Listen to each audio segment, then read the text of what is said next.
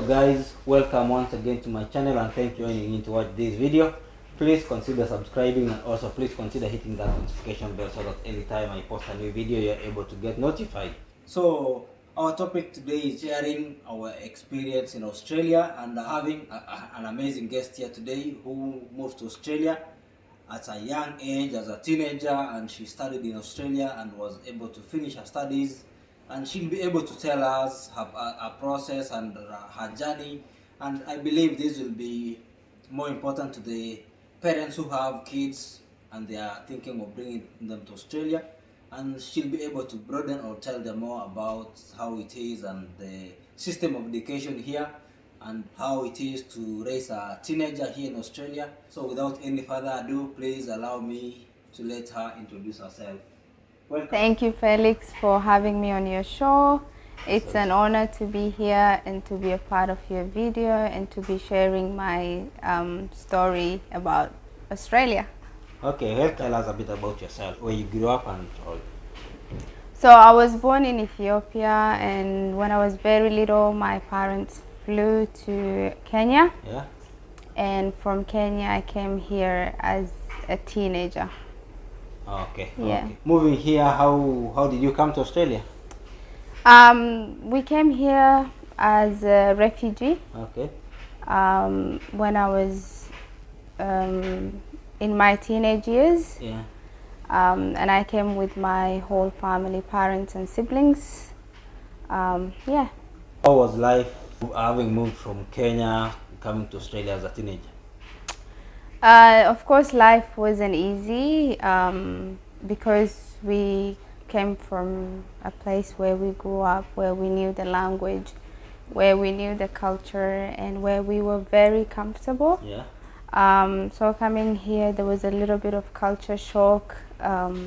Obviously, struggles with adapting to the Australian culture and learning English. I knew English, but learning the Australian English was a bit of a challenge. Yeah, I know the Australian slangs and all that can be really challenging. What kind of life were you having coming to high school?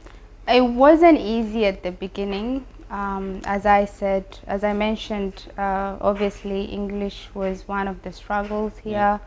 Yeah. Adapting to the Australian culture was one. Also, the system and everything was a bit challenging. Yeah. But thankfully we had a lot of support around us. Yes. There was a lot of services available to us. And in school as well, we had a lot of support, and we overcame. Now we feel at home. So after your high school, what did you do? After high school, I studied nursing, and now I work. I don't work in nursing, but I do work in healthcare. Oh, Yeah. Studying here your high school, what are the requirements for you to qualify to go to uni and to study the course that you really want? So every course is different and every uni is different with what the requirements are for what you want to study. But I think most people, regardless of your score at the end of high school,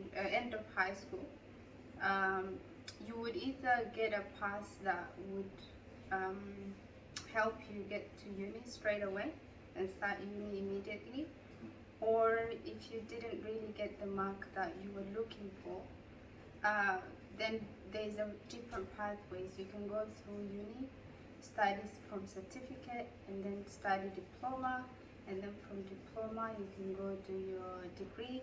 From degree you can do masters.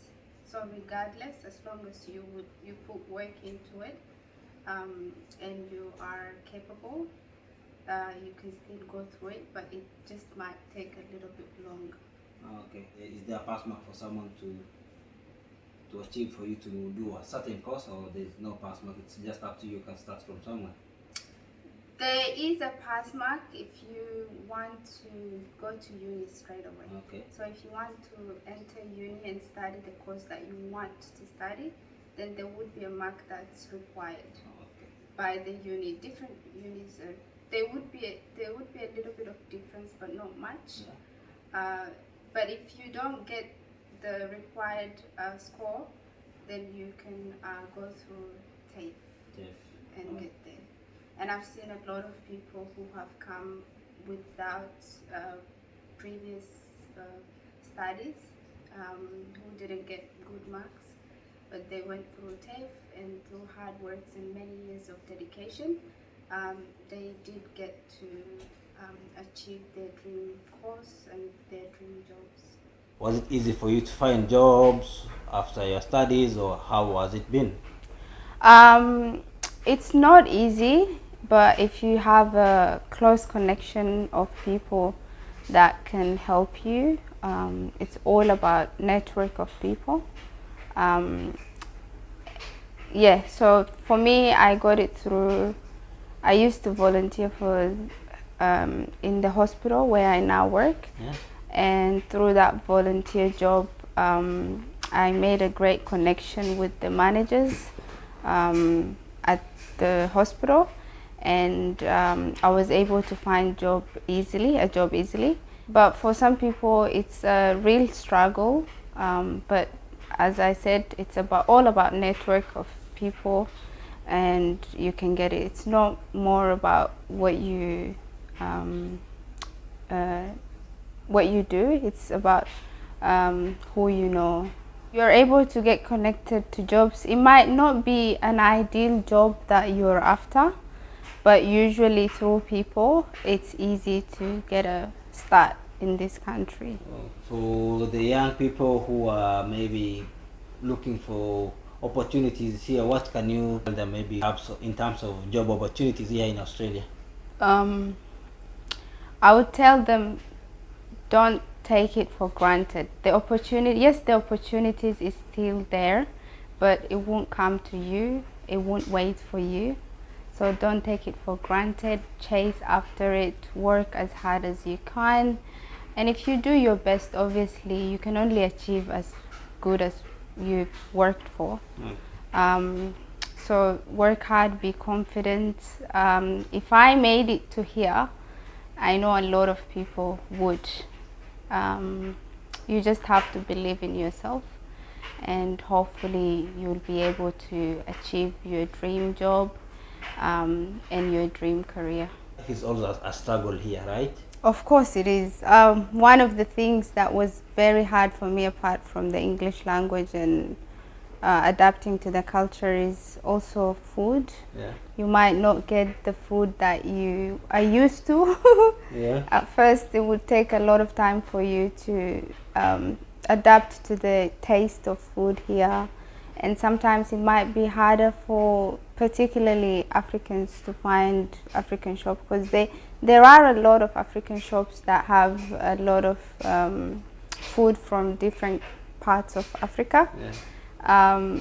But mostly they're located in like a very far locations, and you might need to ask people where to get things when you begin your life in Australia. But after that, yeah, life is going to be easy for you, because there's a lot of Africans here that can help you. Yeah. Oh. So now, like for you now, you came from, you are an Ethiopian, so are you able to find injera easily here, or do you normally have the ingredients to prepare injera? Yes, luckily there's an Australian bakery based in Melbourne where I live. So we buy the injera from any African shops, and even they distribute it through to Asian stores as well, and you can get it from there. Oh. Gali is also here, skuma is also here, but it might not be as good as the ones you have back home, but still there is sukuma, there is ugali, there is maziwa mala. There is variety of culture, different African culture food, traditional food. Yeah. So basically, I think there's not much difference, but also the lifestyle is a bit different, but most of the things are more or less the same back home. Yes. Yeah. Oh yeah. And the other thing is the social life in this country is a bit different. Yeah. Most people are on their phone, they're busy either working or just being alone. That's true. The one thing that I miss about back home is just to have that social life with neighbors, with friends, and just that daily interaction is really good for your mental health. So if you are able to come here and maintain all of that, that would be the best advice I can give. Because a lot of people, especially the younger generation, are more on the media than they are with their families. Yeah. Oh, yeah, that's very true. Most people here, you even don't know who's your neighbor, you know. You just go to work, coming home tired, and you really don't interact much with the neighbors. Yeah, you can even spend months and weeks without saying hello to your neighbor because you don't see each other, and that's not a healthy thing. It's understandable that you might not meet your friends as often as you would like because of life, work. It has to go on, and people have dreams to chase. But you don't have to interact with neighbors as much, but it's really, really important to interact with family and friends, and help. It will help you even with the struggles that you might face when you first arrive here, and you find challenges at school or at work. Yeah. True, yeah, that's very true. As we are finalizing, maybe you can just give us your parting shot. Oh, as I said previously, the opportunity is there for everyone that wants to grab it. So make sure that you chase it for yourself. It does not chase you, and and interact with people that speak your language, because a lot of people are very helpful. So your community is where you can get a lot of help from. If you're in school, school is where you can also get a lot of help. There's student services. And if you're out there in the community, it doesn't have to be your community, even if you don't have any members of your community in the areas that you land in or you decide to live. But you can access different community services and help yourself grow and develop as a person, and live the best life that you can live. Thank you very much for joining in or accepting my invitation to be in this video. Thank you, Felix, and I hope everyone, at least few people, would be able to take something away from today's interview with myself and Felix. And I hope it helps parents and even and students and children that want to come here and change their life. And I hope you have a great time, and hopefully I'll see you next time to discuss more about how my life is going in Australia. Thank you very much. Thank you, chat. Thanks, and thank you. See you guys next time. Bye bye.